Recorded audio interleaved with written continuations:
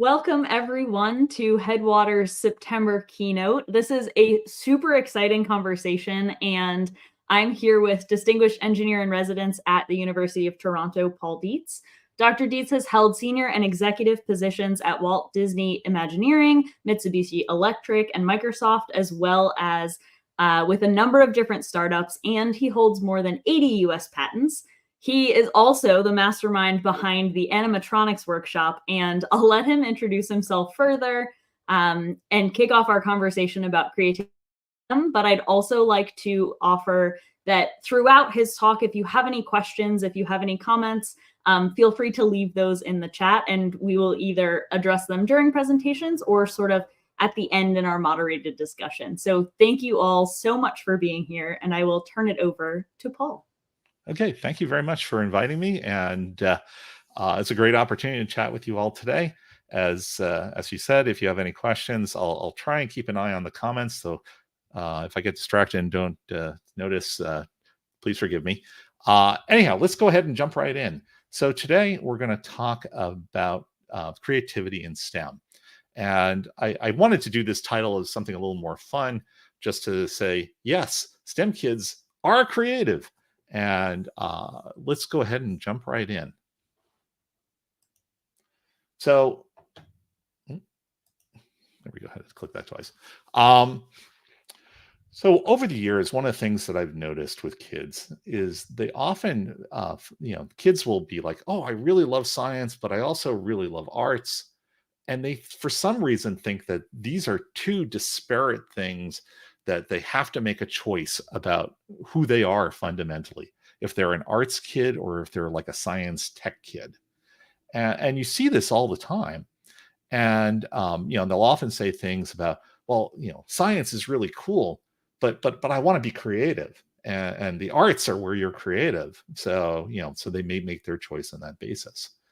So why are kids convinced that the STEM subjects are not creative? Well, I would argue that is because we have taught them that. And I often refer to this as the STEM creativity gap. And if you take a look at how we teach subjects like music, arts, writing, we will start with teaching some basic skills.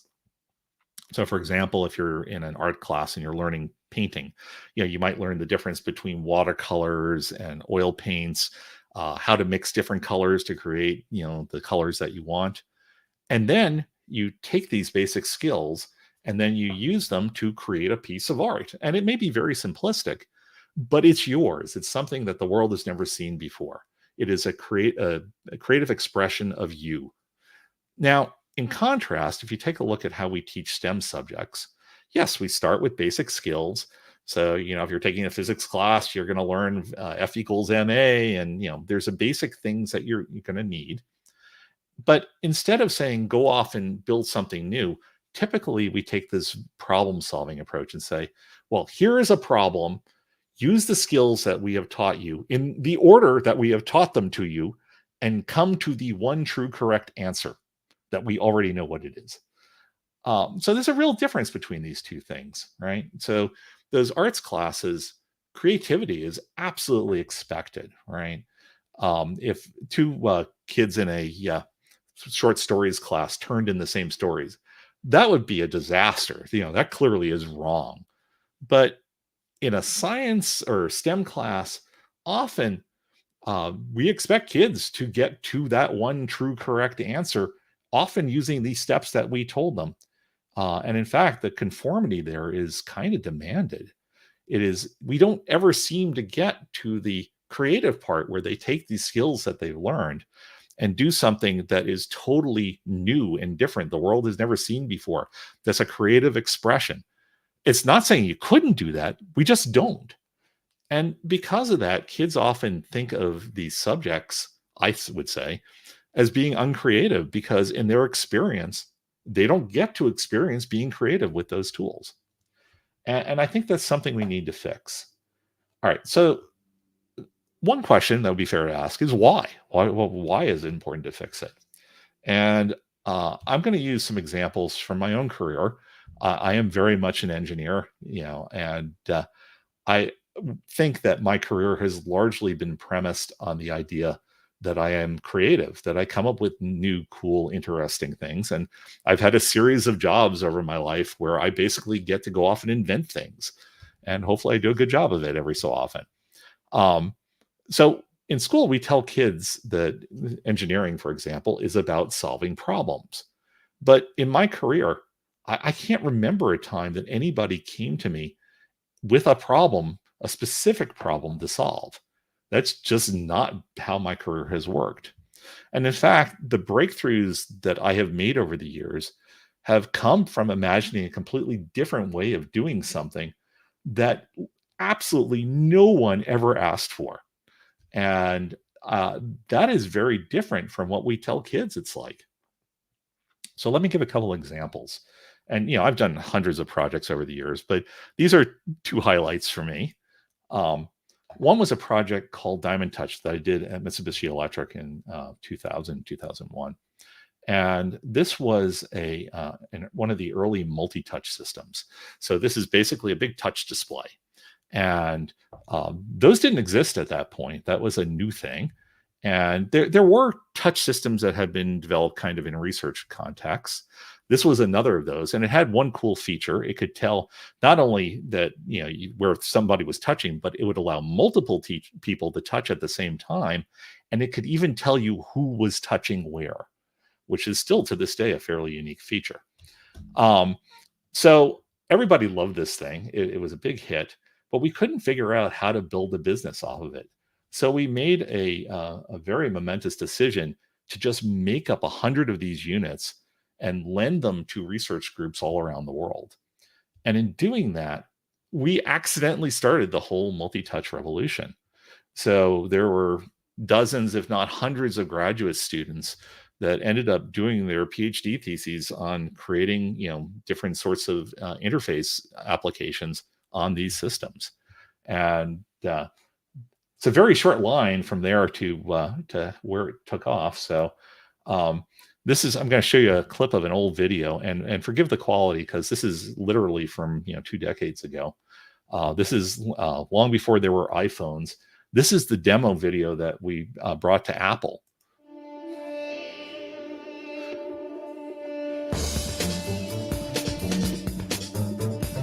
And so you may have heard Apple talk about how they invented multi-touch. That is definitely not true. And I wouldn't say I invented it either, but here you can see our system, which does with multiple people. Might be a little hard to tell on your screen, but those boxes there are different colors for the different people. And just one more thing I want to show in this video. Look, pinch to zoom, even back then.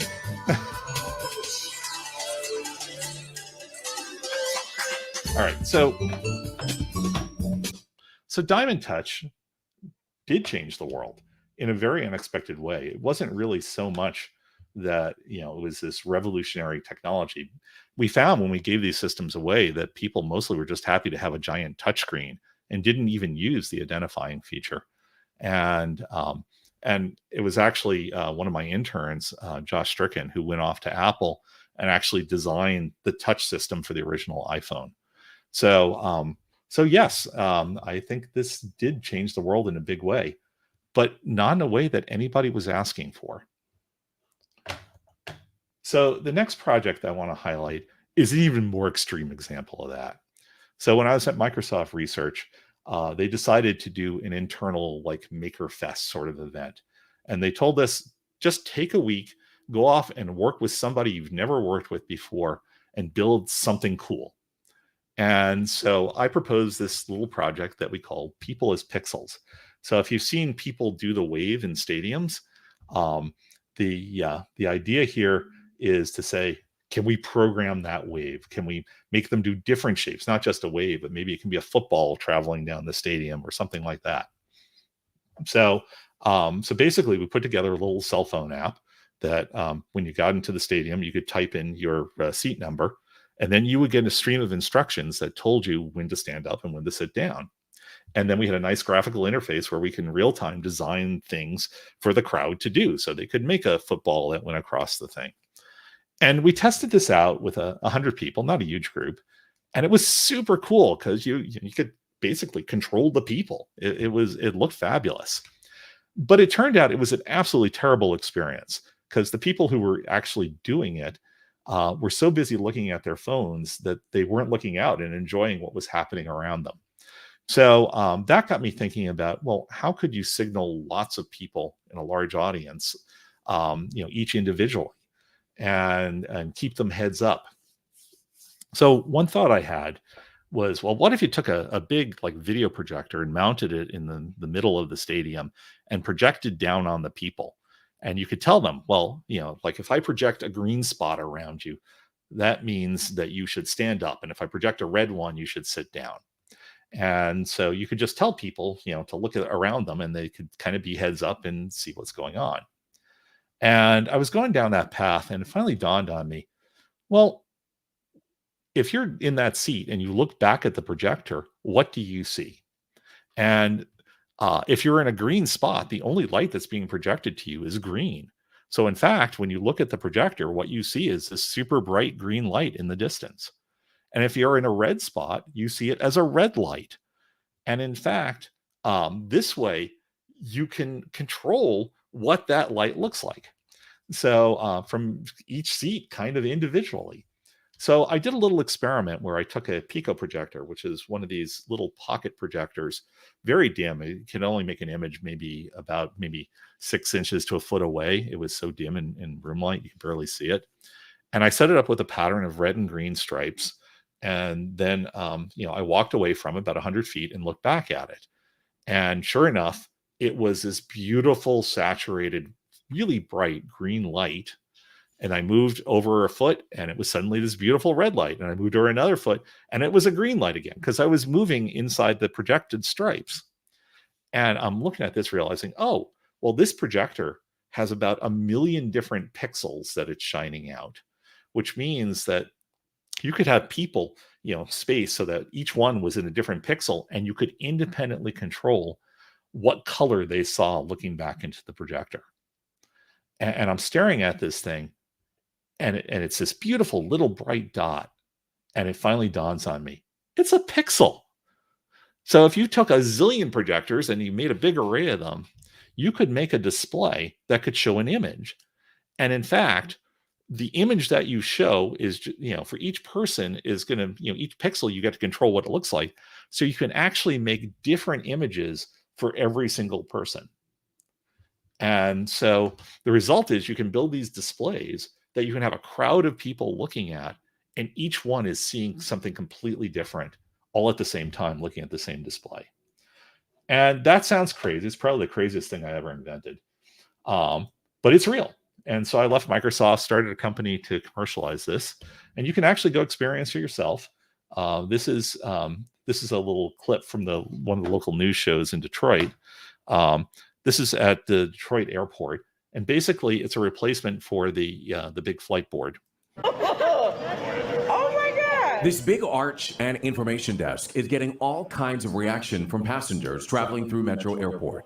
What the heck is it? I was kind of surprised. I didn't know exactly what I was looking for because they didn't tell us what we were supposed to be looking for. So when I saw my name up there, I was like, can everybody see my information? Then I realized my sister could only see hers. With each Delta passenger walking through, the board displays only their travel itinerary. Display fundamentally can direct different content towards each person that looks at it. Above us is a motion sensor that detects moving objects as they're walking around. And when one of these moving objects scans their boarding pass, that's how the display knows to direct that flight information towards that moving object as they're walking. That is wild. And the display can show personalized flight information for up to 100 travelers at a time. So this is very real. Actually, the second public one just got installed in the Intuit Dome that's the Clippers Stadium out in LA. So you can go experience yourself. It is very real. And when I came up with this, I was like, wow, this is a crazy idea. I wonder if anyone's ever done this before or thought of it. And I searched through science fiction trying to find an example of somebody who imagined this capability, and I couldn't find it. So this was such a crazy thing that people could see programmably different stuff. It just really had not been anticipated. No one, not only had no one asked for it, nobody had even imagined that was possible. And that's the sort of work that I like to do. All right. So how do you convince kids, to go off and learn this sort of creativity? So I got involved with First Robotics back around 2000, around the time I was doing Diamond Touch. And for those of you who don't know, First is the classic high school robotics competition. There's thousands of high schools that participate in this each year.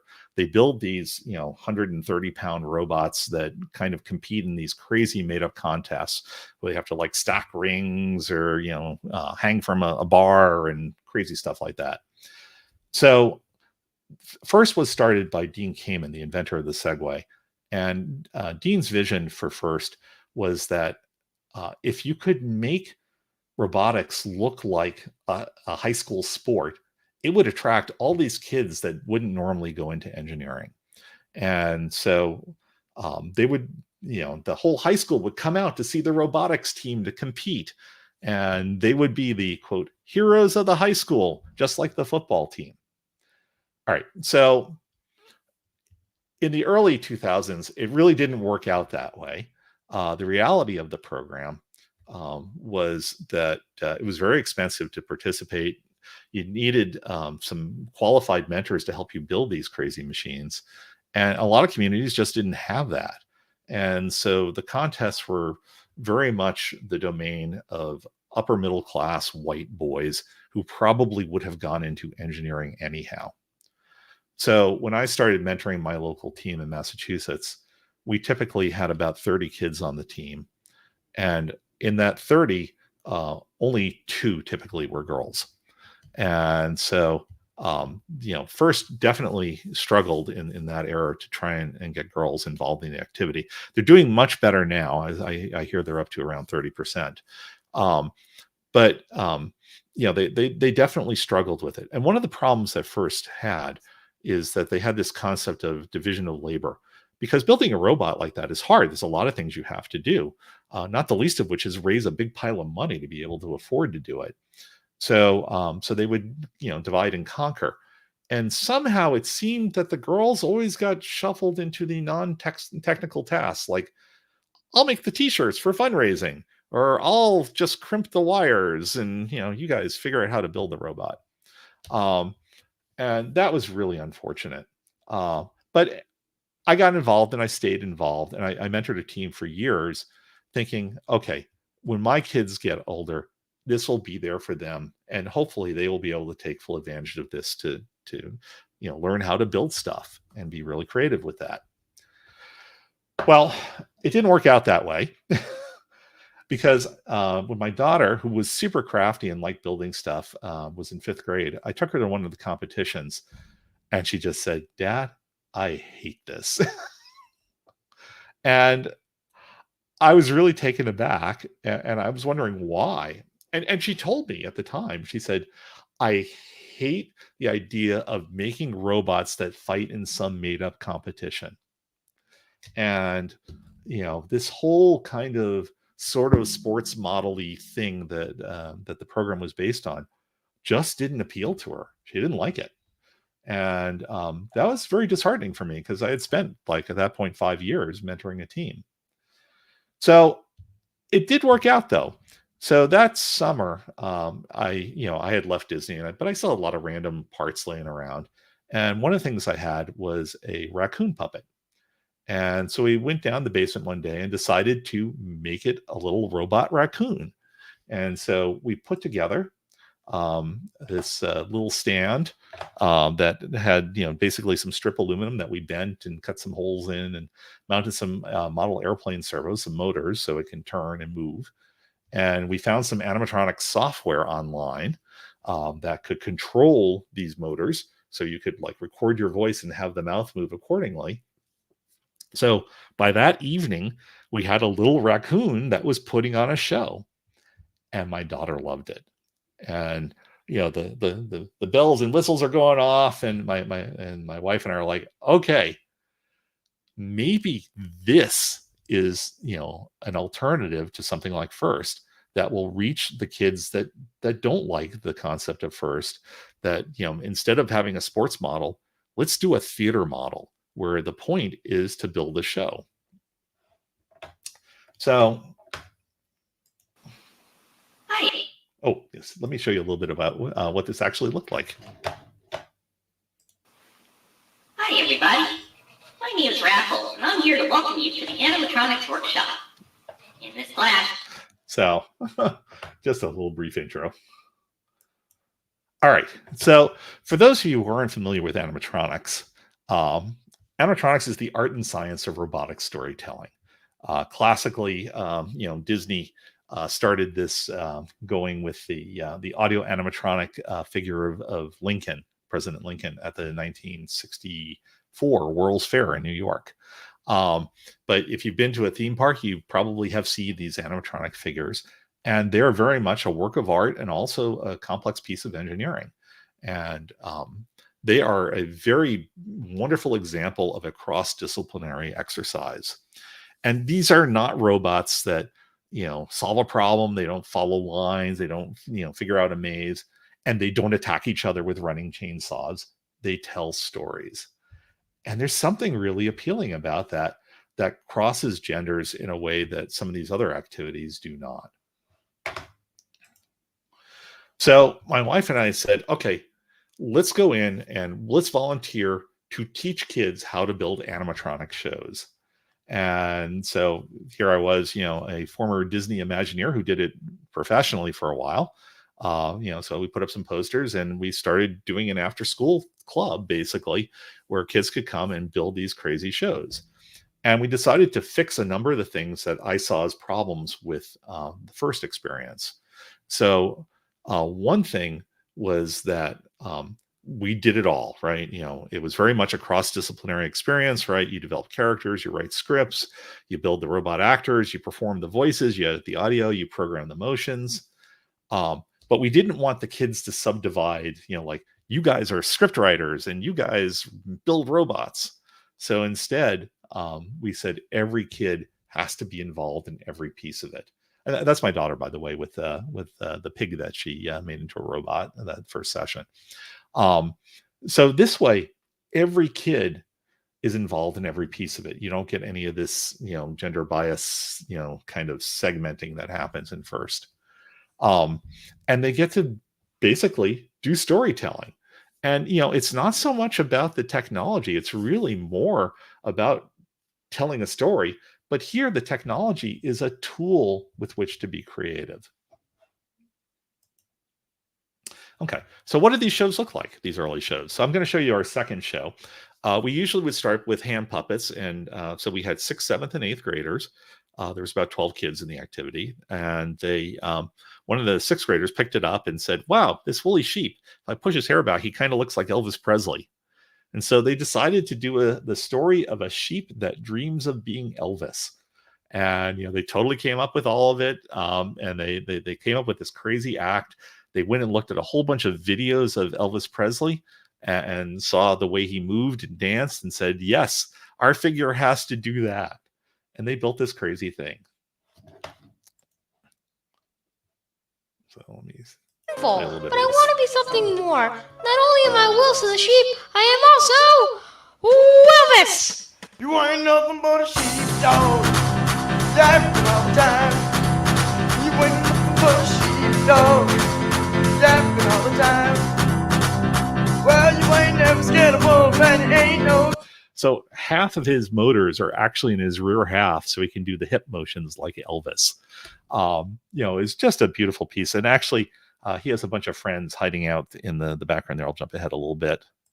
Elvis always had screaming fans. He has screaming fans too. Drummer big from Illinois, but crash, boom, bang. Old rhythm section was the metal gang. And let's rock. Everybody, let's rock. Everybody. So this was obviously cool. And everybody who saw it was just like, wow, this is really cool. So we got invited, showed a lot of places. We were at the Boston Cyber Arts Festival. There was a big front page story on the Boston Sunday Globe. We got Wired magazine flew us out to present at Wired Next Fest, which was their big annual show. I went to SIGGRAPH, which is a big graphics conference. It got around, and people loved it. And so we figured, okay, let's try and get this, to more schools, and we struggled with that. So the first school to really adopt it whole hog was Trinity Valley School, which is in Fort Worth, Texas, and they are a kind of elite private school. The woman who is championing this, Ginger Alford, is a world-renowned graphics PhD. One of these examples of someone who decided to stay home with their kids when they were young, ended up volunteering into the school and becoming the computer science department. So exceptionally well qualified to run a program like this. So she invited me down, and we did a little summer workshop. This is with high school students. The show they put together was a complex show. That actually, it's the story of a cat and a dog who break a lion out of the zoo. They're driving down the street. There's actually a rear screen projection that is the street fading away that the kids shot off the back of a golf cart. It was a really cool show, and the kids, did all of it, right? They imagined the characters, built up a story, built the robots, programmed all the motions. They voiced the characters. They shot the video for the background, got it all synced. It was quite the thing. So they loved it down Trinity Valley and decided that they were going to, figure out some way to adopt this in their school more broadly. And so they tried a bunch of different models over the years. The one that they ended up on as a really good model, which was something I had not anticipated, was they said, instead of having it as a separate activity, what if we integrated it into a class?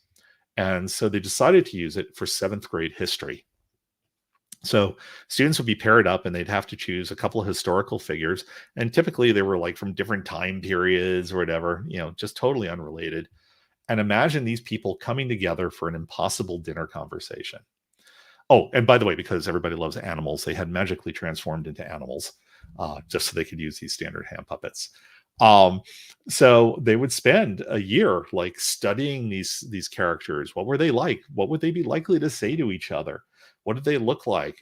They ended up adding like a whole component on sewing, and so they could do period costumes for all of them. They built sets that were elaborate, and at the end of the year, they would take all these shows and they'd invite the parents in and do a big fundraising thing, and everybody loved it.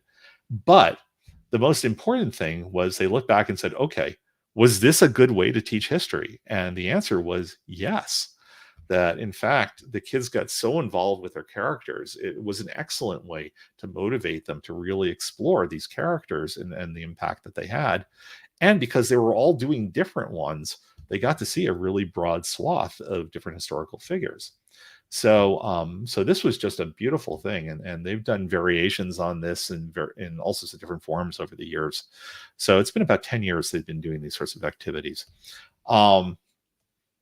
All right. So for me, this was always, a side thing I did while I was doing my day job of inventing stuff. And when the pandemic happened, I was like, oh, I've been working on a startup that was, kind of failing in the pandemic. And, it's like, oh, I got to do something else. And I reached out to some friends at various universities and said, I think I'd like to do some sort of visiting position.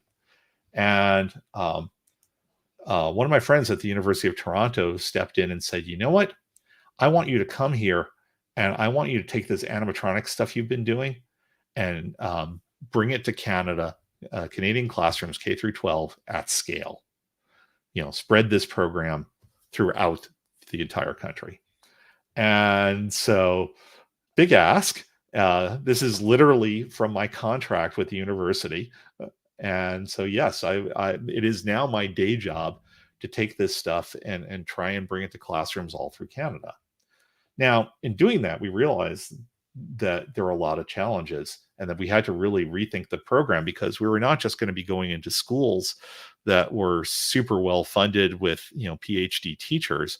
We're going to be doing classrooms of all sorts, including these very remote and indigenous classrooms that make up the northern part of Canada. So we want to be able to do programs in all of them. And to do that, you really have to think about, what makes sense in those sorts of environments. So accessibility to us had a couple of dimensions. One was that, it had to be inexpensive so all these classrooms could afford to have this stuff. But it also had to be something that was simple enough that any teacher could feel comfortable doing it.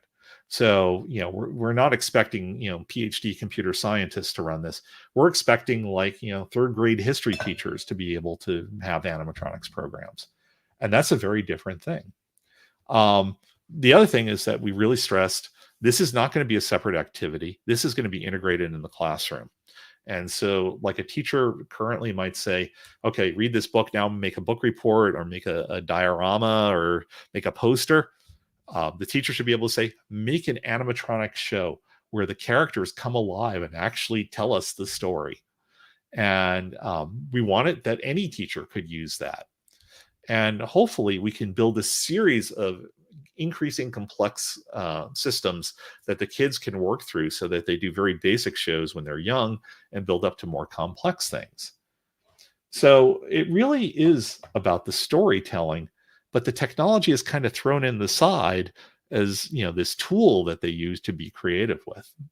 And that's really a cool thing because, after all these years of hearing that, tech is do this, get to the answer, solve the problem.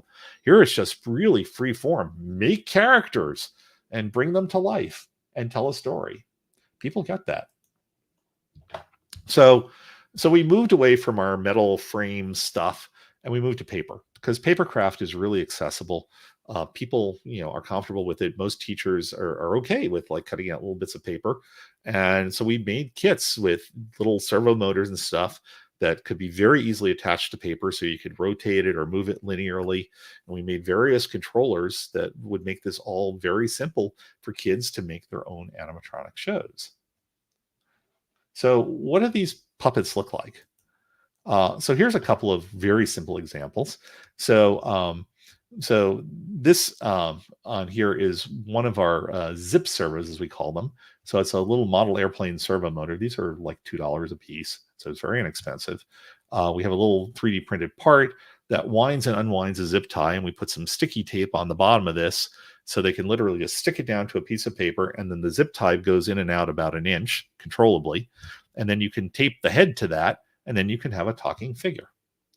And so this is kind of a very simple form of a paper puppet that you can control. And in addition to that, as I said, we had all these boards and stuff so they could build complex shows. Now, what we found was, of course, you can start with this, but very quickly, most kids will want to build their own stuff. And they'll quickly discover that it doesn't have to be flat like I kind of think of these as being the Terry Gilliam animations from Monty Python a zillion years ago. You may remember those if you're old enough. But they do quickly realize they can do 3D stuff, and so you often see birds with beaks that move and things like that. The kids get it, and they build cool stuff. And there's nothing like the excitement of a kid who figures out some mechanism so they can build the character they want. All right, so let's start with the simplest experience. So at the very youngest grades, we give them, a servo motor. They can have a controller. They can just spin a knob to directly control it manually. But the more exciting thing to do is what we call voice puppetry. And in this, we have our little board. This is our voice to servo board. And basically, you speak into the microphone, and it moves the servo proportional to your voice. And you can do this with a linear servo, or you can have one that rotates. This is just a little example of this is a picture of a hyena, and the mouth was cut out and just taped onto the end of the rotating servo. And this is literally me just speaking into it. So, hello, I'm a happy hyena. Well, I hope I get to go to the conference. See you all there. Bye. So it makes a reasonably convincing thing. And this is simple enough that even very young kids can create these sorts of things very quickly. So we just did a pilot last fall with the Jackman Institute of Child Studies, which is the lab school for the University of Toronto. And it's with our School of Education. And we did this with 4-year-olds, right? And they built and designed their own characters, cut out the mouths, stuck a servo on there, and then performed their shows at 4 years old. That was really fantastic to see. All right. Hello. So when the kids get a little older, we like to move them on to an actual scripted show. And so, just like real animatronics, you actually set everything up in advance, and then the show can run over and over and over again. So it's not being done in real time. So we have a board for that. This is our audio to servo board. And this one, basically the idea is that you can write a script with a 2-character show. The show that I'm going to show you here is actually 2 hyenas. And the hyenas are discussing the dangers of being out at night. And so this show, right, basically the kids record their voices. They use a tool like GarageBand or Audacity. They put 1 character on the left channel, 1 character on the right channel. And then this board automatically, you plug in the headphone cable into this, and then you can plug in the servos, and it generates the motions automatically for the 2 characters. So let me show you what that looks like. Can I do it this way? Well, hey there, Jack. And see you tonight. Oh, hello there, Johnny. It's good to see you too. Usually I'm a little scared to go out at night. Why that, Johnny? Well, your cat's going to go out every day. There's lots of predators out there. What kind of predators? Oh, all sorts of lions and hyenas and other nocturnal animals. You mean that we're not nocturnal? Not at all. In fact, we almost always go out at sunrise. Anyhow, so you can see you can have these 2 characters talking back and forth, and they later crack some jokes, and it's funny and it's cool.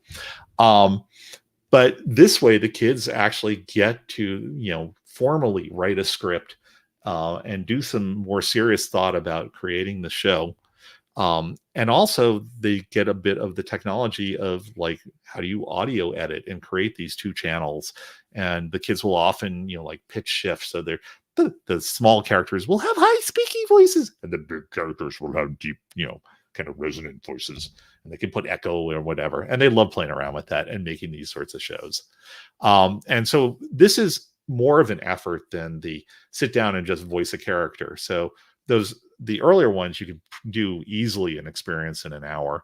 These, it takes, maybe 3 hours or something to, minimally for kids to kind of come up with a story, write a script, and then start making characters. So this was something typically in a classroom environment might run over the course of a number of days. So you can imagine kids, as part of an assignment, we're studying meerkats. Okay, make up a show. And they come up with this and they put this together. All right. A lot of the teachers that we worked with said, that's really cool, but when do we get to programming? So this board has a really interesting little feature. Hopefully you can see my mouse on this here, but there's a connector over here that is a connector for connecting up to a microcontroller, like an Arduino, basically a little single board computer that you can program to do stuff in sync with the audio that's happening. And the way this works is you record audio on the left channel, and then on the right channel, you record control signals, literally you saying beep, beep. And this sends a signal anytime it hears noise on the right channel over to the microcontroller. And then you write a little piece of code that says, well, on the first beep, move this. On the second beep, take this servo and move it here. On the third one, turn on this LED. And so you can build up much more complex shows. And typically, this starts to be accessible maybe in 7th or 8th grade. So let me show you what that looks like. So I love this show. Hi there. My name is Billy Bear, and I'm So I just wanted to say that the assignment here is to talk about the importance of bees, and who knows more about the bees than a bear who loves honey. Oh, let me go back there. Hi there, my name is Billy Bear, and I'm here to talk to you about some little creatures that I love, bees. Oh, aren't they just so cute? Bees are really important, and not just for their delicious honey. They play a vital role in our ecosystem. Bees are pollinators. Big word, I know. Basically, on their search for nectar, they travel to thousands of different flowers, gathering and spreading little bits of pollen.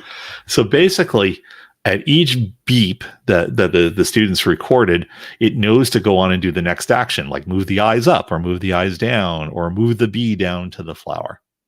So this way, you can build much more complex shows. And actually, this is very much a direct descendant of the way that Disney used to do animatronics back in the 1960s with multi-track tape decks, where they would record the audio on some tracks and control signals on the other tracks.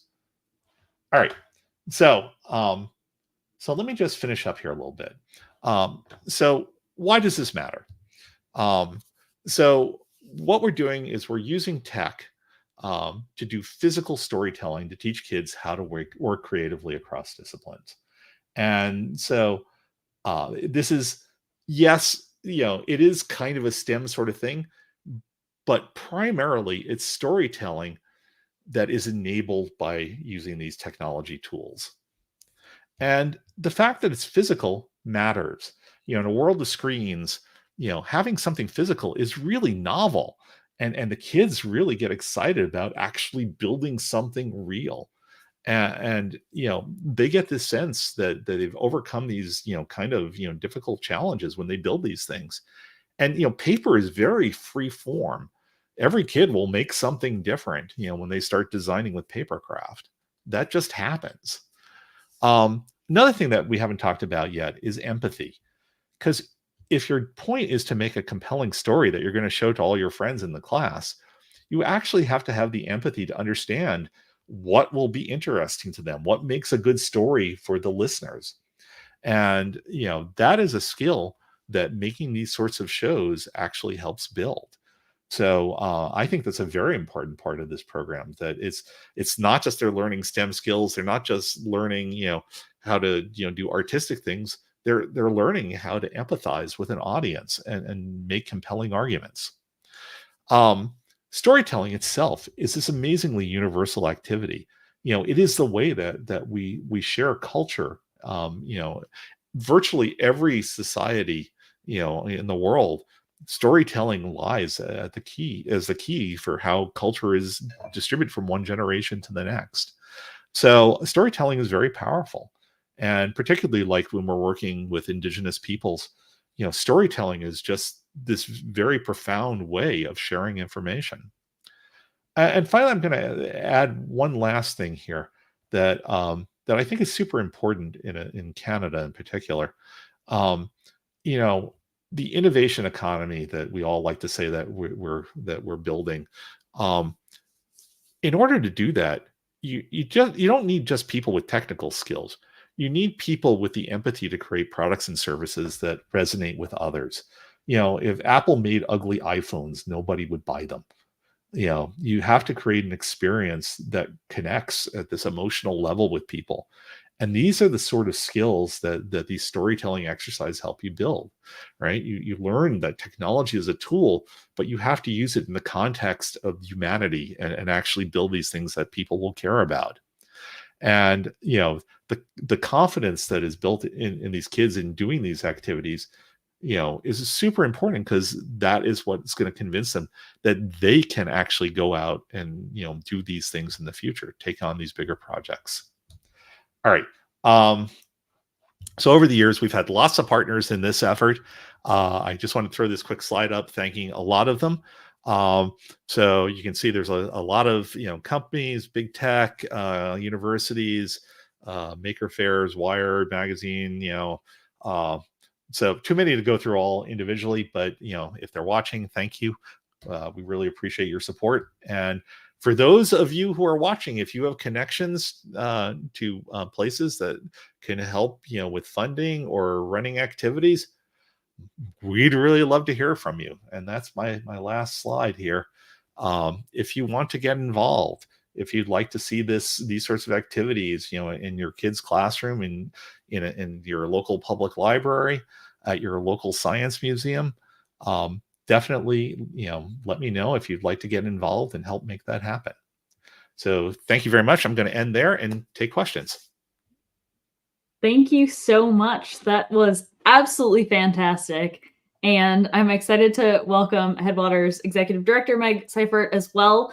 And I have a question first, Meg, for you, just to give a brief intro about Headwaters programs, sort of in response to some of the things that Paul's been talking about.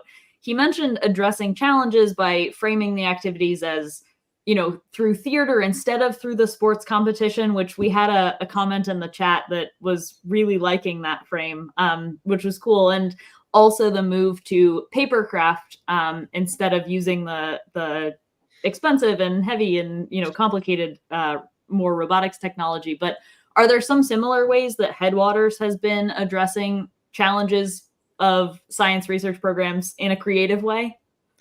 Yeah, I mean, I really loved listening to his process of how it was developed. Over the years, I saw a lot of similarities, to Headwaters in that, we took this problem of, science being something that was done, a particular way without a lot of creativity, at least in learning about it in school, and, came at it with like, how can we get, kids to do real science, right? Like ask their own questions and have this creativity, this open-ended, because I think something that's missing in science is creativity. I say it all the time, and curiosity. And so like, I'm a PhD physiologist, and I, was fully in the science track, and I was really good at like, tell me what to do. I'll learn all the things. I can do all the labs. I can do all the techniques.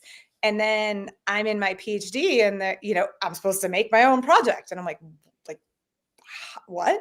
Like, literally, I have zero training in that, and it's back to that. Well, like, I chose to be a science person, not a creative person. Like, what is this? And that is just like, we're not really one or the other. We have to work, on, things that help us in terms of like being organized and those things, but also things that like expand our brain and allow us to problem solve and be creative. And so, it was kind of like an aha moment for me that we were, maybe not doing it right, like from way back when. And so we, but also like it couldn't be expensive, right? Like science, you go into a lab or, like you even like working for the Forest Service about in the field, there's all these expensive like equipment and things like that. So like, how do you take this thing like animatronics that's also, right, Disney, expensive, and make it something that's like accessible and kids can do, also something that's like, oh, that's for the scientists. Well, like, no. Okay. So how do we break this down? And so I see just a lot of similarities in like the pipeline of being developed in the ways specifically now, is like we make quadrats out of pieces of like PVC, or even kids using like string and, trying to tie it out. Like they get inexpensive things and create ways to measure things systematically in nature that they're curious about. So something that you mentioned about, the costs, this is something that I've really worked very hard on to make sure that this stuff is financially accessible. So this is the latest generation board that we have. This is our PupCon, as we call it. So this is a puppet controller, and it's meant for puppetry. And yes, you can turn the knob here and control your puppet in real time, but it also has a voice mode that there's a microphone built on the board, which makes it much cheaper. So this board, we're able to sell for a price that is less than a typical Arduino, which is the classic single board computer that the schools all use. So, and by that I mean, on the order of $20. and that is not, like heavily subsidized. That is like actually what we can do.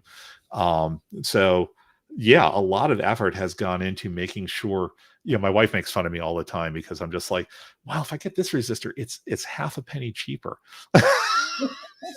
And so these boards are ridiculously optimized for cost, realizing, especially in poorer communities, that's going to be a real driver. It has to be accessible. I didn't mention it, but one of our partners in the US is the Center for Civic Innovation at Notre Dame.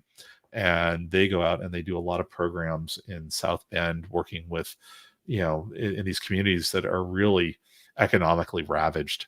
And, the constraints in those sorts of places are just different. You've got to make sure that the stuff is affordable. And as I said, also stuff that people can easily understand.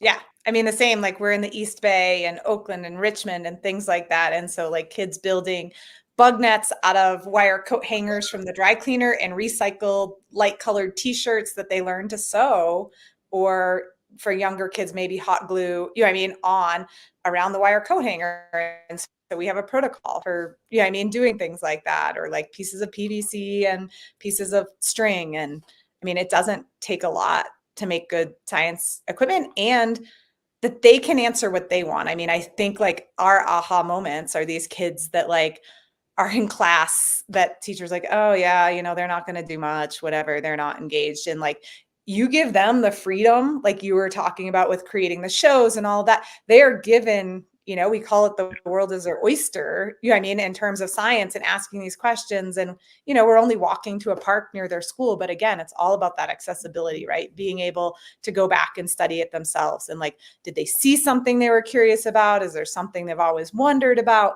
And they get to start asking and learning to take that like data that's repeatable, and so they're actually doing science, and then they can graph it, and then they give a presentation and they get up there and, talk about how it relates to the bigger world. And so like, they're actually doing the whole process, and which I see, your kids are doing it too, again, on a smaller scale. Like, we're not working at, the university yet, but like they see they can do it, right? Like it's a path to accessibility. Like they see themselves as a scientist, or in your case as maybe an engineer and somebody working in animatronics, or for Disney, or like Imagineer. That's the word you're looking for. That's great.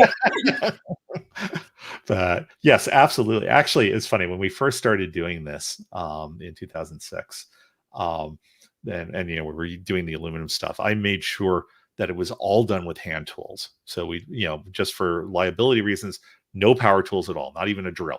Right. So, and you're cutting and making aluminum things. Right. And so we did it at a school that had a shop that had not actually taught shop class in like probably decades. Right. And so they had vices and stuff. There were some tools there. And so they come in, they put their aluminum strips in, and they would saw them with a hacksaw, and they would take these metal punches, which are like a paper punch for holes, except it's a version for metal. It works beautifully, and you can literally, the kids can just punch holes in aluminum, and so what we found was, for the kids, this was just like insanely novel. So the first time we did it, I just couldn't process that these kids were all collecting all the little, shards, the holes they had punched, and the little, shavings of metal, and they bring it to their parents and say, "Mom, I made something out of metal." They were so excited about that because it was so not part of their normal experience. But yeah, the same, like bug nets, like they're excited to bring them home. Like it's a coat hanger and a t-shirt. Yeah. Very much so. So yeah. That's awesome. And that actually leads me to one of my questions for both of you is just, we often, when we bring in scientists to a lot of our Lunch with a Scientist programs, we'll ask for advice for the students. I want to do this a little bit differently and actually ask for advice for parents and educators. We have some on listening tonight. And so from both of you, what advice do you have about engaging students in creative pursuits that meet curriculum standards, but also encouraging students to approach problems with that fearlessness and to not be afraid of being wrong or having the wrong answer or something like that? Paul, we could start with you. Okay. So there's a lot there. um, you know, the reality for teachers now is that many of them have incredibly structured days. I'm currently right now in the Seattle area, and we had big strikes, a number of years ago, in the east side, because teachers just wanted to have some say in what they taught each day, right?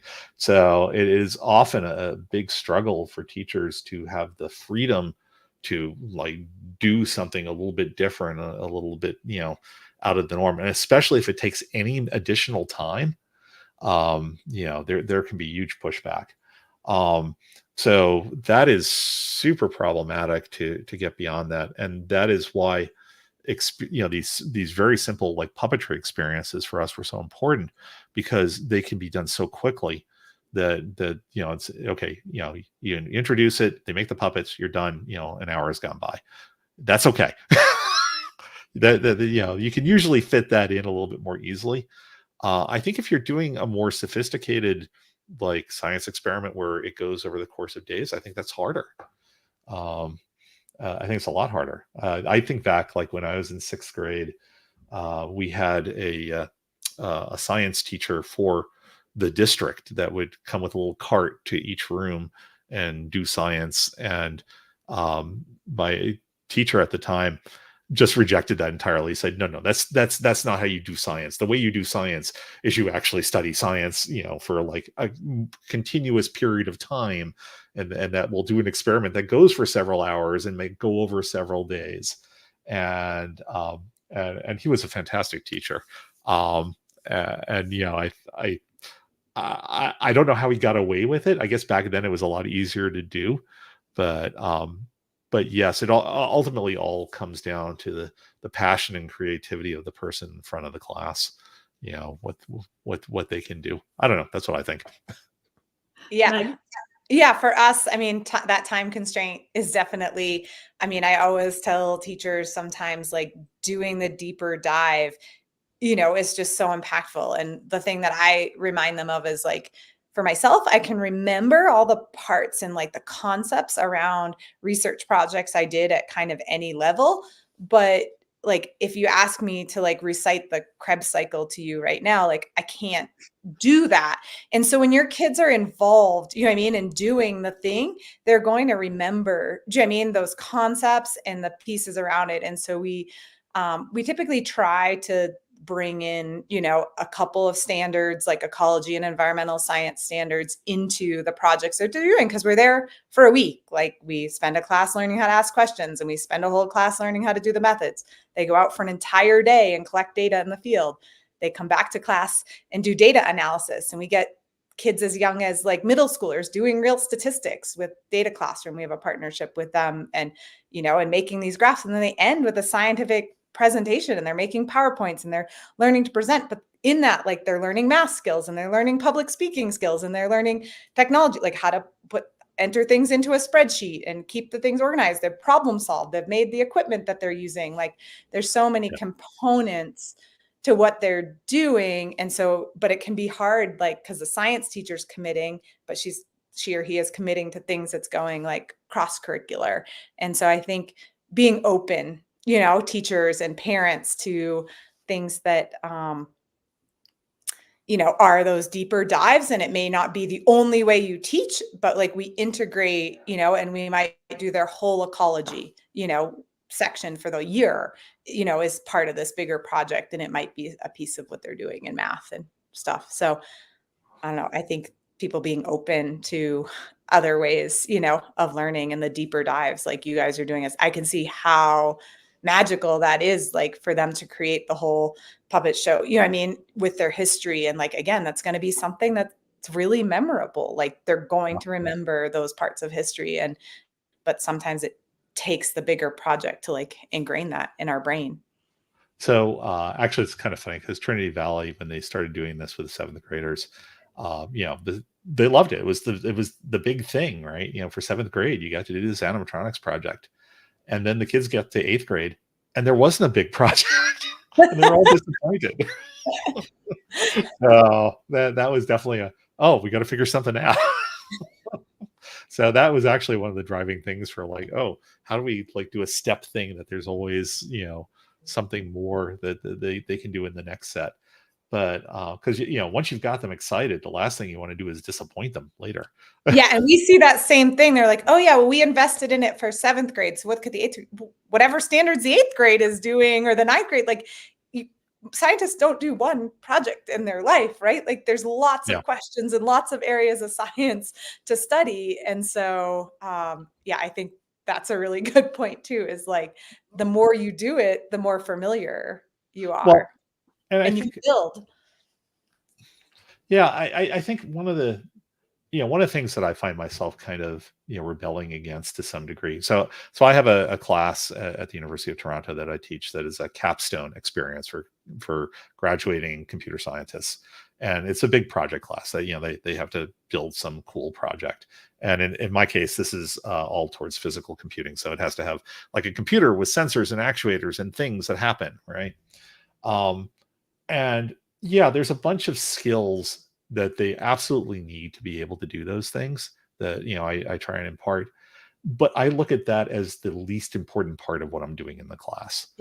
Everybody wants detail those out on the curriculum. What I really care about is that the students that go through that, it's about building this attitude about how you do projects, right? And just that this fearlessness to go in, dive in, and figure it out. That there are going to be things that you don't know, and you will need to learn, and you can do that, and you can do surprising things if you just kind of put your mind to it and make it go. And in this generation, there's a lot of fear in doing that, and I find so much fear of failure. Like we see it all the time. The same, like our mentors don't step in to like prevent the kid from doing it wrong. Like we provide feedback for like collecting data the same way every time, but they may start down a path and kids be like, oh my God, but now like I realize I spent an hour on it. I'm like, an hour? Like that's nothing. I spent the first 6 months of my PhD collecting data that was not useful. Do you know what I mean? In any way, but I learned a lot from all those failures. Like that's how you learn to problem solve, and you can't be afraid of it. Like you have to learn to build on it. So one thing that for me, because I taught back in the 90s, I spent, most of my career in industry, and then now I'm back in academia. And there are some things about the students that have changed, over those, 30 years. And one of the things that really jumps out at me is that the kids that come through, in the old days, they did a lot more tinkering and playing around. Their lives are just much more structured now. But there is also this thing. It's like the soundbite generation. They are super quick to pick up on like new tools. Like, there's this piece of here's this AI tool that does this. They will jump on it and they will be using it. The next day. And it doesn't matter. It's okay. Here, we're going to use Photoshop today. The next day they will have made something in Photoshop or some crazy CAD tool or whatever. But keeping their attention span long enough to actually spend some time and learn it at a deep level is just way harder. So because they're so used to this, just context switching constantly. They're very good at that. Yeah. Well, Megan, you might be able to speak to that. She runs a semester-long research program for us. And so she has to engage kids to do a project for an entire semester. Yeah. And a lot of them, they're all in high school. And so they're hopefully spending, a decent amount of time on a slightly more complicated project and in a deeper level than our, elementary school kids and their projects. But a lot of the students are at the beginning very afraid of picking the wrong question. And they spend so much time at the beginning trying to pick a question and, trying to define what they're doing, being afraid of doing it wrong, and then thinking of something completely different that they're then interested in, because they couldn't quite figure out how to address that first question. So yeah, that definitely comes up for some of our high school students and our longer programs as well. My wife has used the phrase of this being the rubric generation. They all want to know what the rules are so they can follow them exactly. Yep. Yeah, you definitely see that. They are so afraid of not following the rules, to the letter. And what are they? The number, 30 years ago when I taught a class, so you just kind of come in and start teaching a class, and now they all want to know, okay, so exactly how many points is this going to count? And then, Yeah.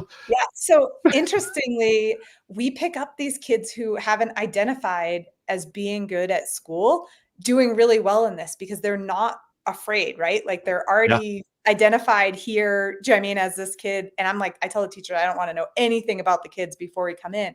And they tend to be the most fearless because they haven't been worrying about the rubrics. They already think they're a failure.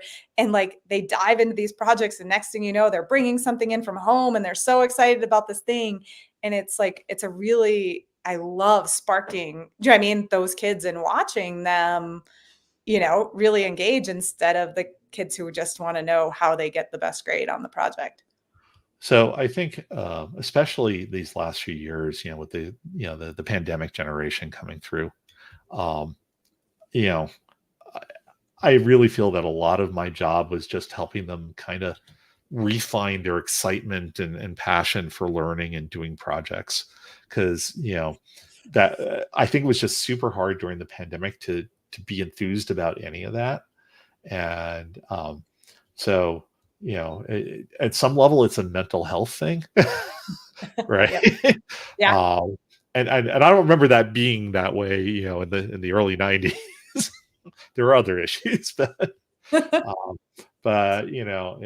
it's so kind of getting them to believe in what they're doing, to take the time to go a little deeper. Those are the things I want to impart. It is about the passion for what you're doing. And if you get that and you didn't learn any, of the, okay, how do you do interrupts on this microcontroller or whatever? That is okay. Yep. Right. Because you can go figure that out. You can find a video, whatever, but building, the passion for what you're doing, that's just a lot harder. So if you are successful in getting kids passionate about science and exploring and being curious, that to me, that's everything.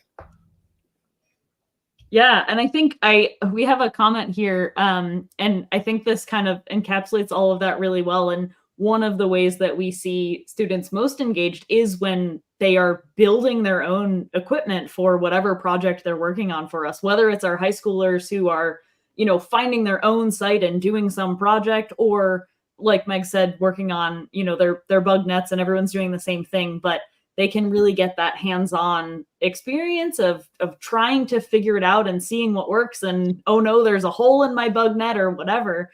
And so I really like that comment. Figured out that wire nuts fit on the end of the coat hangers to like make this nice handle. You know what I mean? So like just things like that, like, right? Like, because we were just kind of taping them together, and like I love, now we bring in wire nuts, as an additional option. Like, so there's options there for what they're doing or how big they're building it. Yeah. Yeah. And it is funny because, when you talk about building skills, there's a surprising amount of it that is just having a big bag of tricks that you learn. And it is kind of a thing to, build the idea that you should be excited to be learning more tricks because it lets you do more. It empowers you. I do a lecture series up at the university, which I call Tiny Circuit Hacks. And it's all, it's kind of, if you ever watched Dave Letterman in the day of his stupid human tricks, it's kind of that for circuits. These stupid little tricks that are like surprising, but like really powerful. And you know, and it's just to get, you know, the students excited about, yeah, there are these little things that you kind of tuck away, and when you need them, they'll be there. And you know, so like one of them was on LEDs. You know, we all have, you know what these little lights are that light up. Well, it turns out it's really easy to use them to detect light as well as emit light, and a lot of people don't know that. And one of the things that you can also do with them is measure temperature. Turns out that it makes a very fine temperature sensor. And if you light it up, it gets, you know, you drive it hard, it gets a little warm, and you can measure the temperature. And if you blow on it, that temperature decreases. So you can use it to measure wind speed. So you can do all these things with just an LED and a microcontroller and one resistor. It literally takes no more parts than that, right? And so like that's one of the lectures, just to get kids excited about, oh, yeah, I want to build my toolbox of these little tricks and you know, and get excited about them that I can apply, you know, for whatever random project. That's awesome. And I feel like those are some good tips that we'll definitely we'll probably pull that clip out of this recording and use it for some of our students and just show them the range of possibility for what they're working on and what they can hopefully try to do. I think that's one of the ways we've attempted to circumvent that, you know, fear of being wrong is here's a list of examples. We're not telling you to do these, but, you know, just thinking around these and thinking, oh, you can measure wind speed with an LED. You know, that's a great example of something that the students can do. Yeah. And, you know, well, I'll let you go from there.